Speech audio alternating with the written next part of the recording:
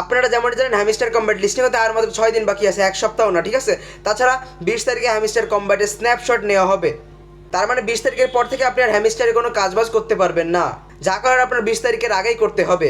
যেমন দেখতে পাচ্ছেন এখন বাজে 6টা 18, 19 তারিখ, হ্যাঁ আজকে রাত 12টা মানে 20 সেপ্টেম্বর পরে গেলেই তারা এখান থেকে স্ন্যাপশট শুরু করে দেবে। আজকের এই ভিডিওর মধ্যে আমি আপনাদের দেখাবো যে স্ন্যাপশটের আগে আপনার কি কি কাজ এখানে করে রাখতে হবে, যেখানে করে রাখলে এখান থেকে ভালো একটা প্রফিট নিতে পারবে। তাছাড়া যে ভুলগুলো করলে আপনি এখান থেকে কোনো প্রফিটই পাবেন না, সেগুলো কি কি ভুল আজকের ভিডিওর মধ্যে ডিটেলসে কথা হলো। চলুন আজকের ভিডিও শুরু করা যাক।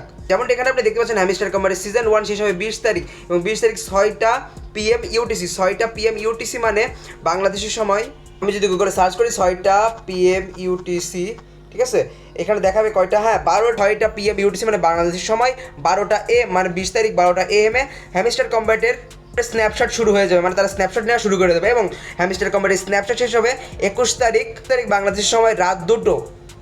তার মানে আপনি 21 তারিখ সকালে ঘুম থেকে উঠে এখানে দেখতে পারবেন যে আপনি কত অ্যালোকেশন পাইছেন, কত টোকেনের মালিক আপনি এখানে। কিন্তু এখানে যদি আপনি কিছু ভুল করেন তাহলে এখান থেকে কিন্তু আপনি কোনো পেমেন্টই পাবেন না, কোনো টোকেনই পাবেন না এবং স্ন্যাপশট আপনার অ্যাকাউন্টে নেওয়া হবে না। সেই ভুলগুলো কী কী আসুন কথা বলা যাক।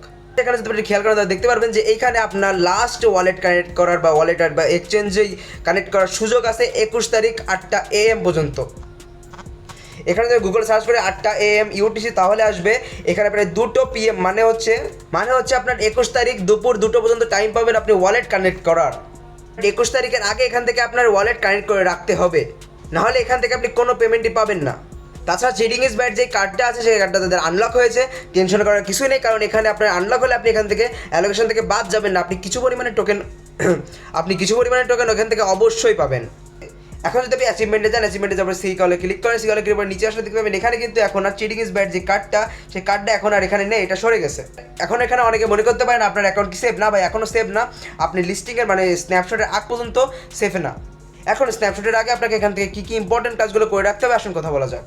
প্রথমত আপনাকে আজকে শেষ দিনে যে ডেলি সাইফার এবং ডেলি কম্বো এটা কমপ্লিট করে রাখতে হবে, তার পাশাপাশি মিনি গেম থেকে এখানে এই যে কিট আছে এটা ক্লেম করে রাখতে হবে। পাশাপাশি যদি এক্সচেঞ্জার আসে, এক্সচেঞ্জার যদি বাই স্ক্রিনে ক্লিক করেন, বাই স্ক্রিনে ক্লিক করার পর দেখতে পাবেন এখানে অ্যাচিভমেন্টস আছে। স্ন্যাপশটের আগে চেষ্টা করবেন যতগুলো অ্যাচিভমেন্ট এখান থেকে আপনি কমপ্লিট করতে পারেন, কারণ তারা প্রথমেই বলে দিয়েছে যে তারা এই অ্যাচিভমেন্টকে কনভার্ট করে আপনাকে হ্যামিস্টার টোকেন দেবে। এখানে আপনি চেষ্টা করবেন যে কমপক্ষে আপনার 20টা কার্ডের মতন এখানে আনলক করে বা 20টা কার্ডের মধ্যে অ্যাচিভমেন্ট আনলক করে রাখার। পাশাপাশি আপনি যদি মাইনে ক্লিক করার এখানে যেসব কার্ডস আছে সবগুলো কার্ডস আপনার আনলক করতে হবে এবং সবগুলো কার্ডস নিম্নে 10 লেভেলের উপরে রাখার চেষ্টা করবেন, ঠিক আছে। বেশি নিউ কার্ডে কোনো কার্ড থেকে থাকে, যেমন দেখতেছেন এখানে নিউ 2টো কার্ড আসছিল, এর মধ্যে একটা পারচেস হয়ে গেছে, এবার ওয়াটার অন মার্স, এরপরে ক্লিক করবো, করার পর এইটাও হয়ে যাবে। এখন আমার একটা আছে এখানে, সেটা হচ্ছে একটা রেফারেল।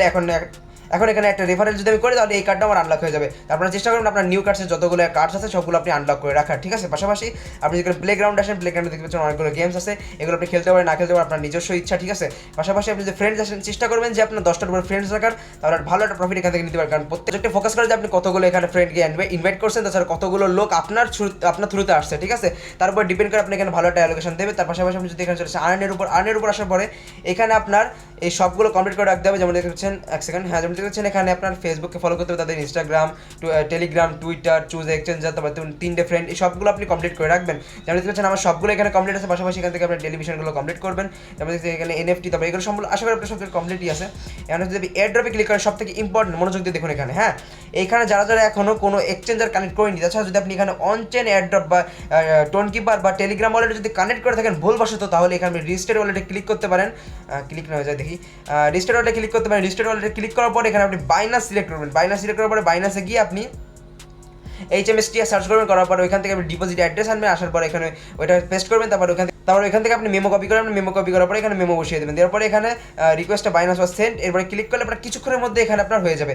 আর এখানে যদি আপনি আপনি যদি এখানে খেয়াল করেন তাহলে দেখতে পাবেন এখানে অপচেন ডিপোজিট এন্ড হবে 21 তারিখ, এর আগে এখান থেকে আপনার করতে হবে এবং 24 তারিখে আপনি এখান থেকে হ্যামিস্টার টোকেন পেয়ে যাবেন যদি আপনি এখান থেকে অ্যালোকেশন পান তো। এবং অনেকের মনে প্রশ্ন থাকতে পারে আমাদের এখানে অ্যালোকেশন ক্লেম করার অপশন কোথায় আসবে। যেমন দেখতে পাচ্ছেন এখানে ড্রপ অ্যালোকেশন পয়েন্ট, এখানে আপনার পয়েন্ট দেখা থাকবে। যেমন আপনি দেখিয়ে দিই এক সেকেন্ড, এখানে যদি আমি এখানে কালোতে যাই, এখানে সাপোজ আপনি মনে করেন 3500 টোকেন পেয়েছেন, এখানে 3500 টোকেন নাম দেওয়া থাকবে, ঠিক আছে। এখানে ক্লিক করলে আপনার বাইন্যান্সে বা যে এক্সচেঞ্জে আপনি নিয়েছেন সেই এক্সচেঞ্জে চলে যাবে।